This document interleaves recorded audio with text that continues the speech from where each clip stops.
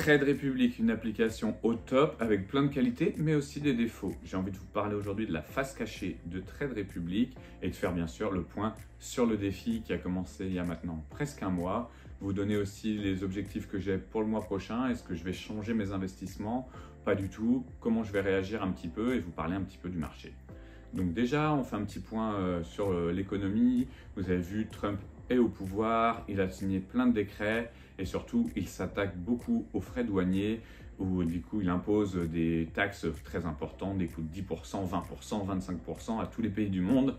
Et donc, il y a beaucoup de négociations en ce moment et un marché qui est plutôt fébrile, au moins sur les crypto-monnaies, puisqu'on a eu des variations, on est descendu à 92 000, on est remonté à 109 000, on est redescendu. Et on stagne un petit peu maintenant autour des 96, 97, on est dans ce range classique. Au niveau des actions, on a aussi des baisses, des hausses. Ça reste plutôt stable quand même, on arrive à compenser à peu près à des moins 1, plus 1%. Donc bon, c'est plutôt de la stabilité qu'on peut observer un petit peu sur le monde boursier.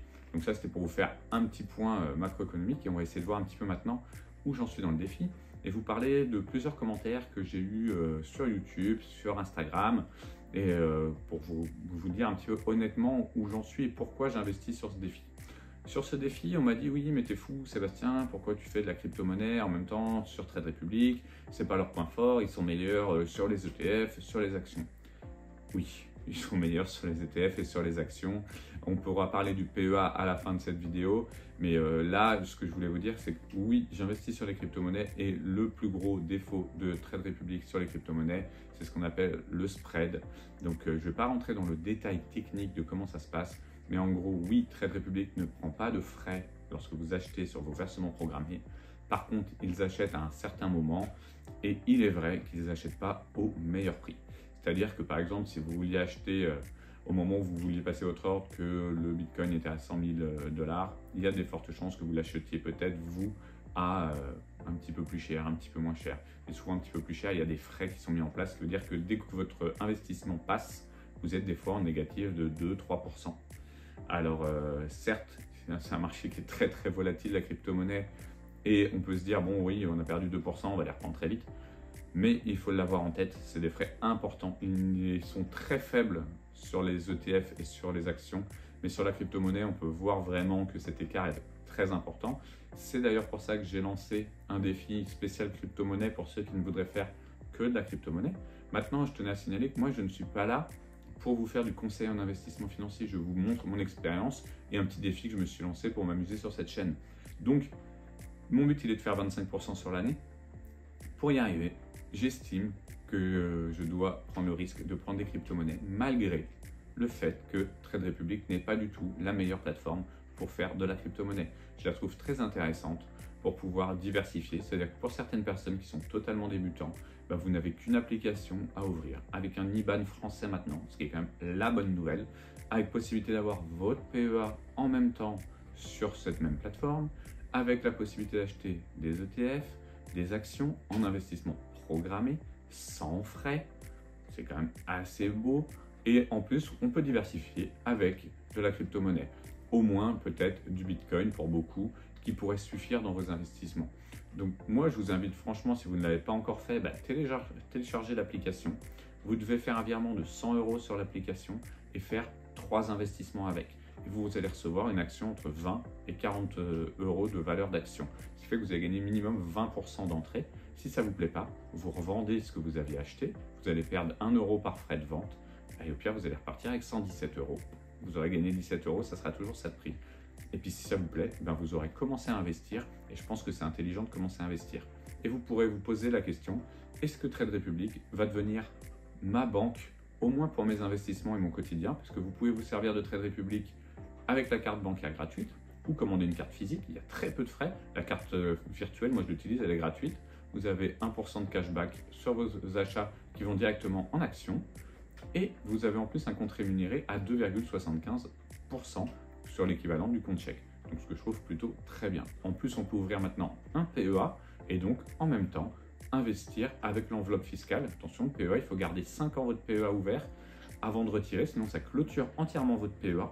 Donc c'est là où il faut bien faire la distinction entre ce que vous voulez faire. Mais je vous en parlerai, parce que je suis en train de réfléchir où est-ce que je vais ouvrir mon PEA, est-ce que je l'ouvre sur Trade Republic ou ailleurs. pour pouvoir vous montrer un petit peu la façon de gérer un PEA. Et plus j'avance là dans mon diplôme de conseiller en investissement financier, plus j'ai envie de vous montrer les différentes façons d'investir, comment on peut faire du court terme, du moyen terme, du long terme, avec les enveloppes fiscales disponibles en France, de façon simple, avec des rendements modérés ou élevés selon ce qu'on décide. Donc je vais vous faire un petit mix bientôt. Donc n'hésitez pas à vous abonner à la chaîne et puis à vous abonner à la newsletter, comme ça vous aurez tout ça.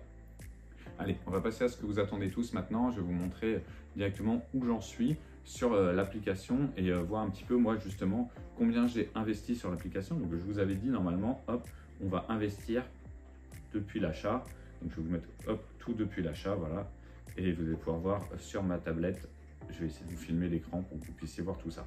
Donc depuis l'achat, j'ai investi moi 100 €, comme je vous avais dit, puisque je suis en investissement programmé. Donc mes investissements programmés, c'est 100 €. Vous le voyez ici, le plan d'épargne, on a 100 € d'investis. Et là, ça va être dans 7 jours pour les prochains, puisque tout se fait en moyenne au milieu du mois, puisque j'avais décidé comme ça. Donc qu'est-ce qui s'est passé ici? Eh bien, si on va directement sur ce que j'ai acheté, on peut regarder que sur le Nasdaq, on est plutôt pas mal, puisque j'ai gagné en tout, j'ai mis 20 €, je suis à 20,26 €. Vous avez les variations qui s'affichent aussi. Sur Coinbase, je suis gagnant aussi. Sur le Russell 2000, un tout petit peu. Sur Reality Income, un tout petit peu.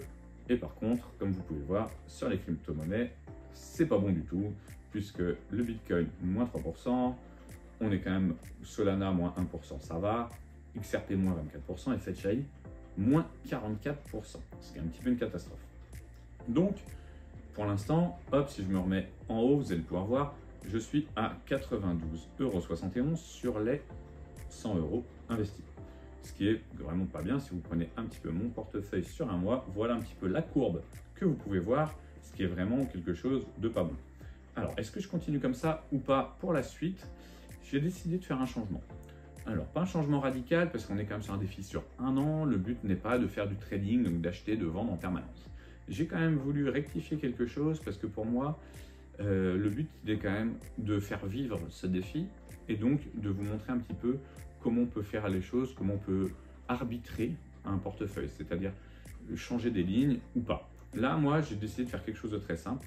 Si vous prenez les actions, on est plutôt pas mal, je suis en positif partout. Maintenant, sur les crypto-monnaies, on est sur autre chose, des gros négatifs. Alors, il y a deux façons de voir. On pourrait se dire, tiens, on a des grosses baisses, je vais arrêter d'investir sur ça parce que c'est une catastrophe. Et du coup, on va arrêter d'investir sur ces deux valeurs qui sont XRP et FetchAI, puisque moins 44% et moins 24%, c'est vraiment quelque chose de pas bon.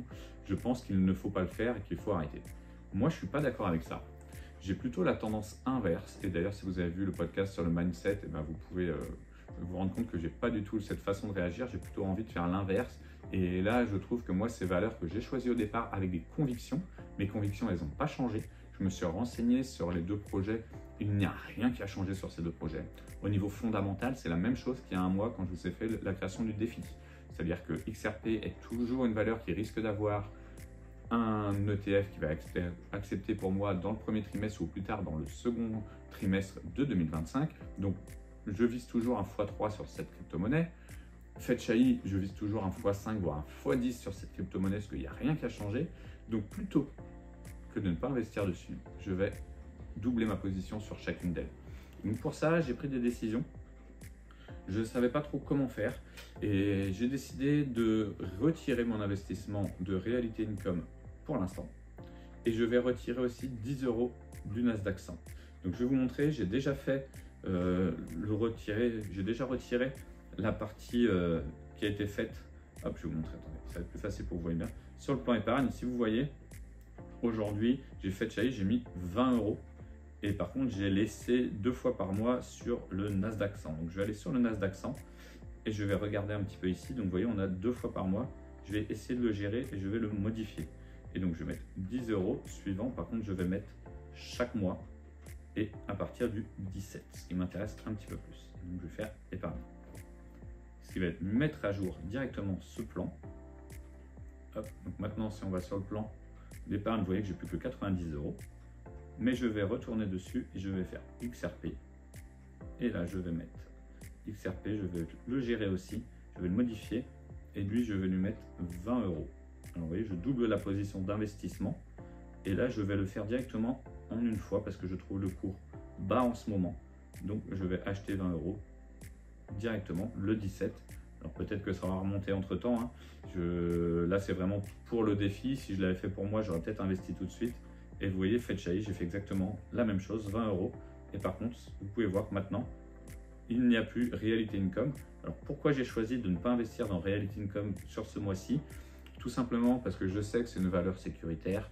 Je sais que c'est une valeur qui va donner du dividende environ 5%.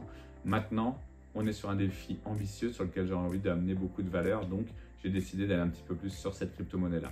Si la crypto-monnaie vous intéresse, n'hésitez pas à aller voir le défi que j'ai fait, les crypto-monnaies que j'ai choisies pour investir 100 € par mois. Et je vous ferai un petit point assez rapidement. Alors, peut-être pas ce mois-ci. Peut-être. Allez, je me lance un petit défi, peut-être faire une vidéo supplémentaire ou vous le faire pour la semaine prochaine.